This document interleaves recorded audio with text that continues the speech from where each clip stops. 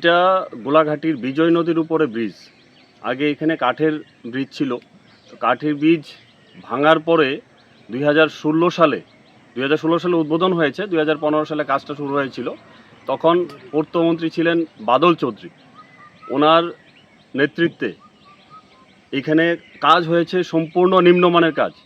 আমরা কিছুদিন আগে থেকেই লক্ষ্য করছি এখানে ব্রিজের নিচে থেকে যে ঢালাইগুলি দেওয়া হয়েছিল, ঢালাইগুলি সম্পূর্ণ সরে গেছে। এখানে এই ব্রিজটা দাঁড়িয়ে আছে শুধু রডের উপরে। এবং তাছাড়া আমরা উপরে দেখতে পেয়েছি এখানে উপরে বিভিন্ন জায়গায় যে ঢালাইগুলি দেওয়া হয়েছিল, ঢালাইগুলি ব্রাশ মারছে। হয়তোবা তখনকার সময়ে এখানে কেমিক্যাল দেওয়া হয়নি। এবং আরও দেখতে পেয়েছি যে যেই সাইন্টিফিকভাবে যেই ঢালাইগুলি দেওয়া হয়, রড যেভাবে ঢোকানো হয় সেভাবে ঢোকানো হয় নাই। হ্যাঁ, এটা সম্পূর্ণ অবিজ্ঞানসম্মতভাবে এটা করা হয়েছিল, যে কারণে এটার এইরকম ভগ্নদশা।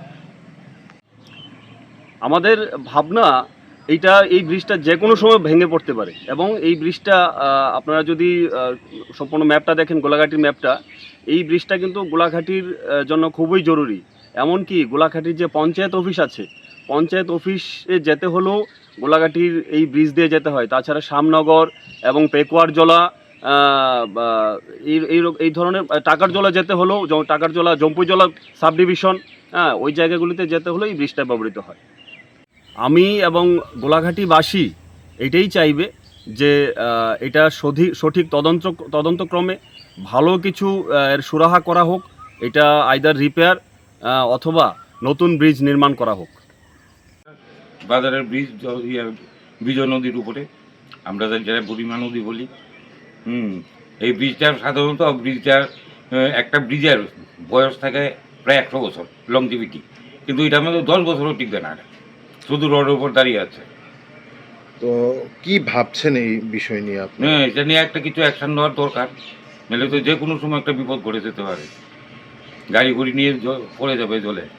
এই ব্রিজ দিয়ে কোন কোন জায়গায় যাওয়া যাবে, কোন কোন জায়গায় যায় মানুষ? এইখান থেকে টাকারতলা যাওয়া যায়, গাবলদি যাওয়া যায়, নবশান্তিগঞ্জ বাজার যায়, ওই দিক দিয়ে বিশালগড় যাওয়া যায়। এই ব্রিজের উপর কি মানুষজনের চলাচল বা গাড়ির চলাচল খুব বেশি আছে? খুব বেশি।